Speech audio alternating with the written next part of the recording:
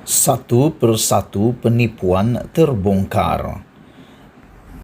Percaya atau tidak, masa semakin suntuk buat Najib dan Rosmah Mansur apabila banyak perkara yang tidak diketahui kini semakin diketahui dan terbongkar dengan begitu hebat sekali. Pada Oktober 26, 2018, Najib mengatakan berlian merah jambu Rosmah hadiah dari putra UAE. Walau bagaimanapun, pada hari 24 Mac 2022, Mahkamah Amerika Syarikat mendengar butiran jualan rantai berlian bernilai 23 juta dolar. Juri dalam perbicaraan bekas pegawai bank Goldman Sachs Group Inc., Roger Ng, akhirnya melihat bukti kukuh barangan yang dibeli dengan wang yang didakwa diseleweng dalam skandal rasuah berbilion 1MDB. Dalam pendedahan di FMT, juri ditunjukkan invoice rantai bernilai US dollar 23 juta buat Rosmah. Rosmah meminta berlian 18 karat. Beliau hanya ada berlian merah jambu 22 karat. Dan perjanjian pembelian USD 23 juta dicapai untuk permata yang lebih besar itu. Akhirnya, Mereka Cipta telah menghantar sendiri rantai itu kepada Rosmah ketika dia menetap di atas kapal layar dengan Jolo di luar pantai Monaco menurut rekod. Sebelum kita teruskan pendedahan yang hangat ini, sila tinggalkan komen Anda. Lebih mengejutkan, di atas kapal layar mewah inilah tempat berlian berharga US dollar 23 juta hasil tangan, Sotheby's bertukar tangan.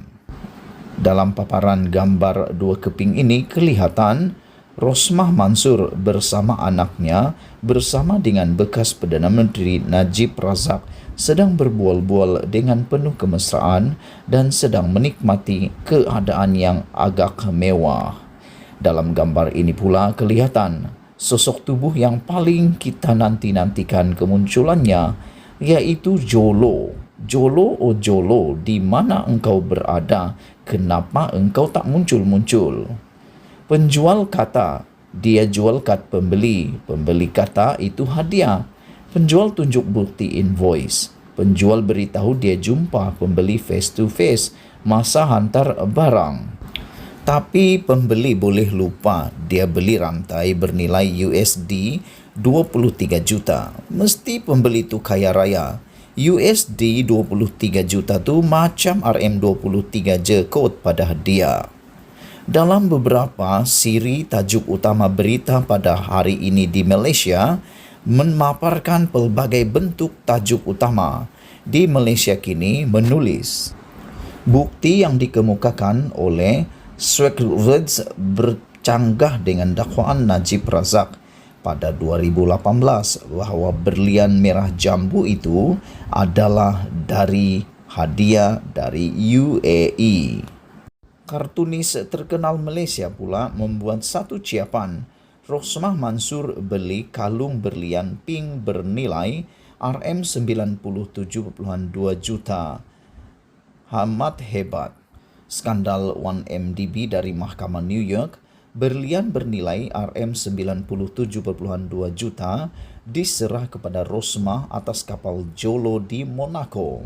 Apa komen Anda, kata Zunar, kartunis terkenal Malaysia.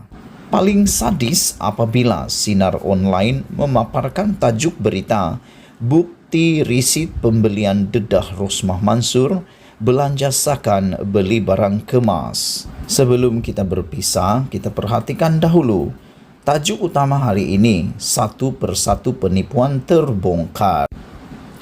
Pada 26 Oktober 2018 jam 8.35 petang, Najib berkata berlian merah jambu Rosmah hadiah dari putra UAE.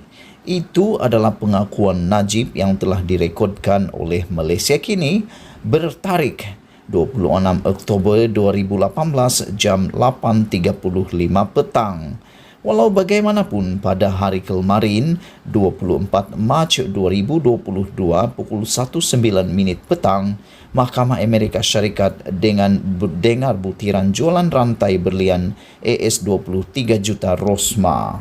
Mengikut rekod dalam mahkamah, perjanjian bernilai AS 23 juta RM 97.2 juta dicapai apabila diminta berlian 18 karat dan ia dihantar sendiri oleh pembuat kepada berlian ini kepada Rosmah. Ketika Rosmah masih menetap di atas kapal layar dengan Jolo di luar pantai Monaco.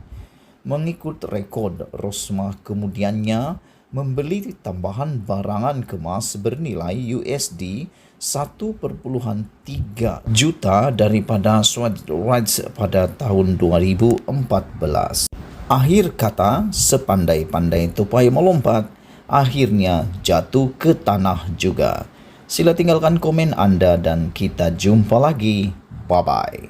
Isu hangat petang ini, jangan terpedaya idea songsang Najib, kata Rafizi.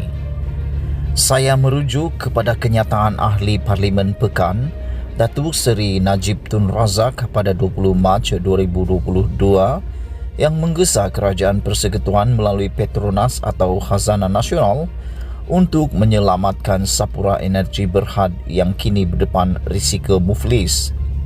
Beliau memberi alasan rakyat yang memiliki institusi-institusi seperti Petronas atau Khazanah Nasional akan kerugian besar jika Sapura tidak diselamatkan. Contoh-contoh kerugian yang diberikan termasuklah kerugian kepada pemegang amanah saham Bumi Putra sebanyak RM4 bilion, kerugian kepada Maybank sebanyak RM10 bilion dan kehilangan pekerjaan sebanyak 10,000 orang.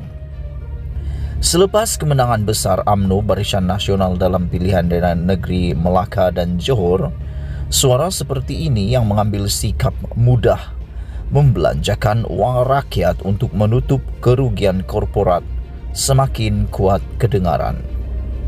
Rekod pentadbiran UMNO Barisan Nasional terutamanya semasa Datuk Seri Najib Tun Razak menjadi Perdana Menteri menunjukkan skandal-skandal besar pembaziran wang segera negara berlaku apabila UMNO Barisan Nasional merasakan mereka kuat dan tidak tercabar. Sementara saya simpati dengan nasib kaki tangan Sapura yang berhadapan masa depan tidak menentu, membelanjakan berbilion wang rakyat kepada beberapa kerat syarikat korporat dalam keadaan semua perniagaan dan semua pekerja di segenap peringkat menghadapi kesusahan adalah tidak adil. Lebih-lebih lagi apabila sejumlah wang yang besar melebihi berbilion-bilion ringgit telah pun disuntik ke dalam Sapura sejak lebih sedekad yang lalu.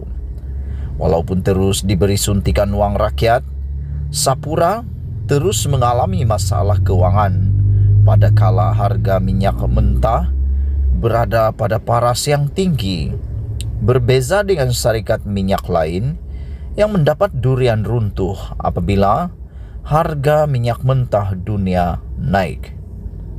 Sekiranya gesaan Datuk Seri Najib Tun Razak ini diberi perhatian, wang rakyat yang boleh digunakan untuk membina kepakaran dan kemahiran usahawan-usahawan kecil, anak-anak muda, memberi pinjaman pendidikan dan seumpamanya akan terus diperuntukkan untuk membela segelintir golongan elit. Sedangkan semasa golongan elit ini bermewah hasil dari pembiayaan wang rakyat, mereka tidak pula memikirkan tanggungjawab mereka memberi pulangan pelaburan yang baik kepada rakyat.